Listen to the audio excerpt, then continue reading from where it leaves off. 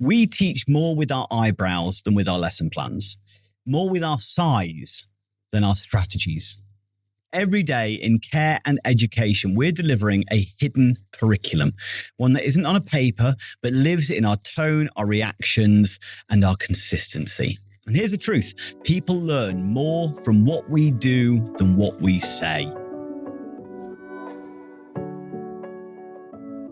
If you are caring for someone else, whether paid or unpaid, and no matter how many hours you do it, did you realise that you may be missing out on thousands of pounds of discounts for things that you may use every day? The Able to Care podcast is proud to be sponsored by the UK's #1 carers card. Started by two best friends who recognise that carers deserve better and are 100% committed to helping to change the lives of all carers and bringing them together as a strong community. Carers Card UK provides support, recognition and rewards. It offers reassurance by providing an ID card that helps access emergency information when needed, while also unlocking discounts, a wellbeing hub, a carers circle tool and a community through their app. All of this for less than the price of a box of chocolates a year. There are discounts on gym membership, days out, electrical goods, clothing and even glasses. Let others know you care while taking a little care of yourself with an ID card you can be proud of. Visit carerscarduk.co.uk/promo code/able to care today to order yours.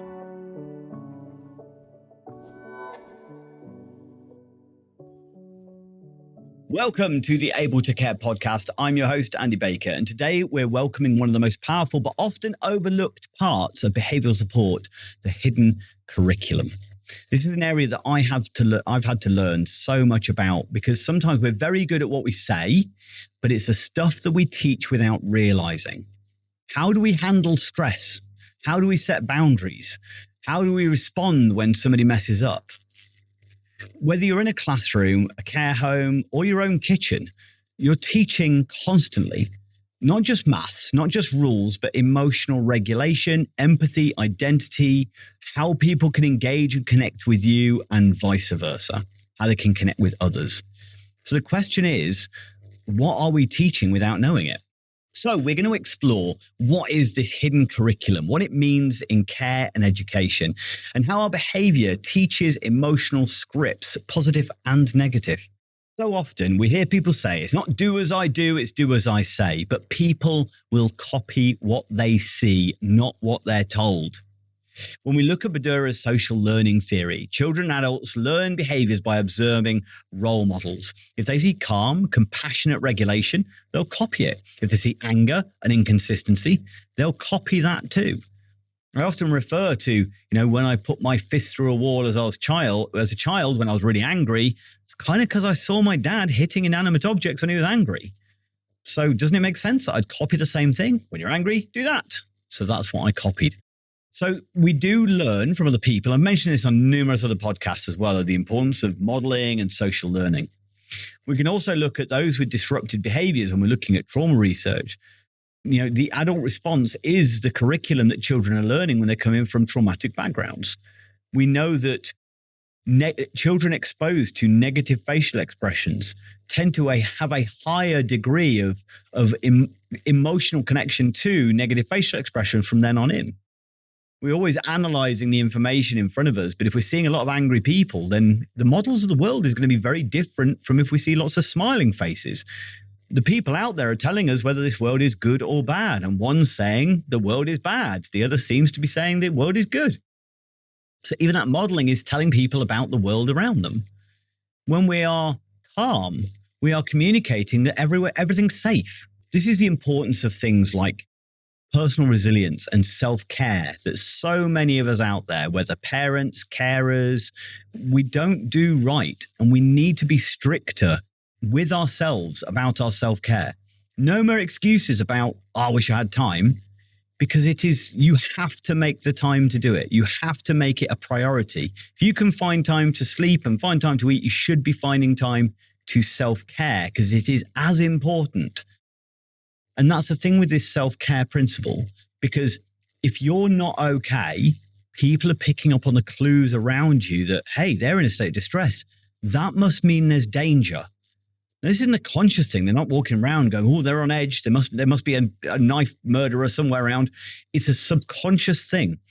There's some weird thing, like if we look at the sound of bird song can sometimes help people to feel calm. That's because once upon a time, when there was lots of birds singing and animals making noise, it probably meant there was no predators around, so it meant it was safe. We are always picking up on these nonverbal subtext in our environment to help us to navigate it and cope and understand it.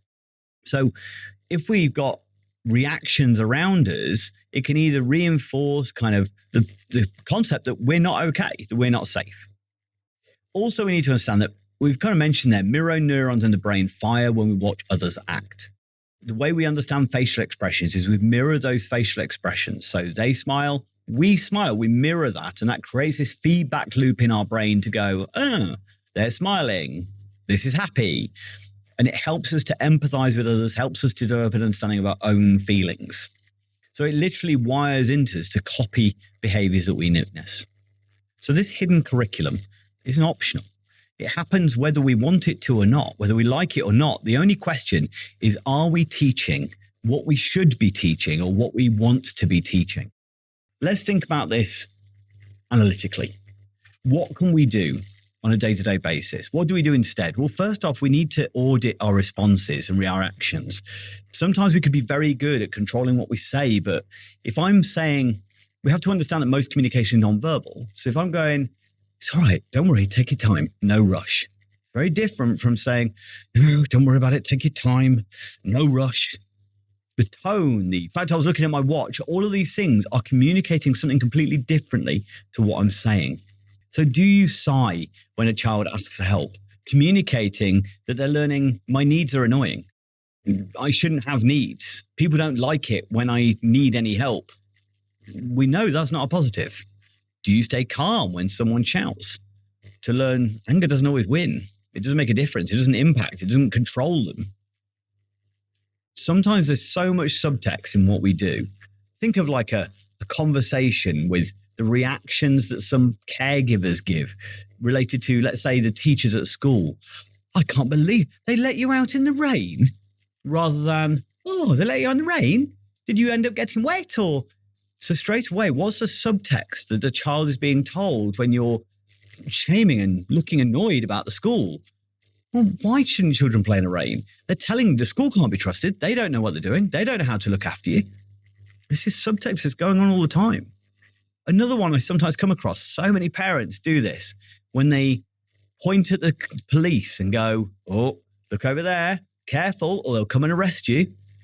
Is that the message we want to be passing on? I know there's some negativity towards the police, and yes, there is bad police officers out there, but they're also the aim of most people don't join the police to be bad. They join the police because they want to help people. But you're giving this narrative to your children that they shouldn't be trusted. They're the ones who'll tell you off. They're the ones who'll punish you, nothing wrong. Going, hey, if you ever need help, if you're ever in trouble, if you're ever on your own and don't know where mummy is, that'd be a good person to go to. Hear the difference in the narrative? These are the things that we're saying all the time that people are absorbing into their psyche. Also, think about the narrative for those in elder care, like, oh, I think I'm losing it. Oh, losing my marbles. Even the things you see on birthday cards and stuff like that about ageism and ageist comment, that suddenly when people are getting older and they're starting to then experience living with dementia or get diagnosed with dementia, think about the stigma and shame that subtext has been told to them over a period of time. If you are engaging or if you are finding somebody's behavior challenging, then name the learning out loud. Turn reactions into lessons. I felt frustrated, so I took a breath before I answered. Explain what was going on internally if you wanted others to help to understand you. And this works for all ages as well, because sometimes we're not great at communication. There's one of the tools that I teach everybody when I'm teaching my courses. There's nothing related to behavior management. It's much more relationship based. Is when somebody comes to you upset, is ask the simple question: do you want a hug? Do you want help? Or do you want to be heard? Because so often we as human beings expect the other person to know what we want. You should have known I didn't want to be told what to do. I just wanted to be listened to. You should have known all I needed was a hug rather than just being ignored or listened to, but then you walk away. So tell them what you want. Hey, I need a hug. Hey, will you just listen to me for a minute? I don't need any help with this. I just want to vent. Or be good on the other side and ask the question. But explain it, because so often people need to understand we tend to interpret behavior negatively and centralistically. So if I've got my arms folded, if I explain it's because I'm cold, that's going to feel different to the person if they're making the assumption going, oh, they're being defensive. Step 2 then is naming the learning out loud, explaining what you're recognizing in yourself, what you're noticing. So audit your response, step 1. Step 2, name it out loud. Step 3, boundaries. Align boundaries with compassion. Boundaries aren't just rules. They're lessons in safety. They're about keeping you safe. And therefore saying, I won't let you hit me, but I'm still here. If a child is trying to pull your hair when they're on your knee, then put them down and go, that's not okay. I'm still here and I still love you, but that's not okay. If somebody is hurting you, can go, I promise you I'm not trying to hurt you, but I can't have you hurt me. I'm moving away for a moment. Communicate what's going on in that moment. I want you to also think about building emotional literacy. For example, instead of saying, don't be silly, you're fine, try, I can see you're worried. That makes sense. Let's figure it out. So when you're seeing the reactions to your behavior, try and acknowledge them. Try and think about how you're responding. Think about the empathy. So we use our heart model, which is we hear them, we empathize, we align, we reassure or point out reality, and then we transition. So think about using that same model when it comes to helping to overcome this hidden curriculum. And also reflect as a team. What hidden curriculum are we teaching? Notice it in others. Are people using constant same reactions? Are you finding that people are doing things that always seem to be triggering worse behaviors, but they're never re-examining, they're never realizing what they're doing? So help people around you to learn, not critically, just go, hey, maybe we could try this instead. I know that seems a lot to think about and to be self-reflective on how you're coming across, the subtext that you're giving over whenever you interact. And I say, we can't be perfect, and I definitely don't get it all right all the time. We've all laughed when we shouldn't or sighed when we're annoyed, and it wasn't personal, but hey, maybe the person took it personally. But you're already teaching through your behavior anyway. Time isn't optional, but awareness is. But shouldn't kids know what's right from wrong? But where are they learning these subtexts from? They learn right from wrong by watching how we live it out. Saying it just isn't enough. If we're saying calm down, but we can't become ourselves, how are they supposed to learn? So I want you to think about or notice your hidden curriculum. What subtext, what messages are you sending out without really realizing you're sending them out? So instead of just reacting on autopilot, ask, what am I teaching right now? Because whether you're teaching somebody maths or personal care or life skills, your hidden curriculum is something they're picking up on all the time. So what hidden lessons do you think you learned as a child from a teacher, a parent, a carer? Is it a case of that look of disappointment on your parents' face when you didn't seem to get the score that they wanted you to get and you felt devastated in that moment by that reaction? That you felt I'd let them down, and that meant, what's the point in trying if I just let them down that way? These are things we all have to learn about ourselves to be able to thrive, but also to try and avoid passing on the same mistakes over and over again. So thanks for joining me. If this episode makes you think differently about what you model every day, then please share it. Reflect on it, pass it on to somebody you think would benefit, because culture isn't built by policy, it's built by people. And the lesson that lasts the longest are the ones we didn't even know that we were teaching.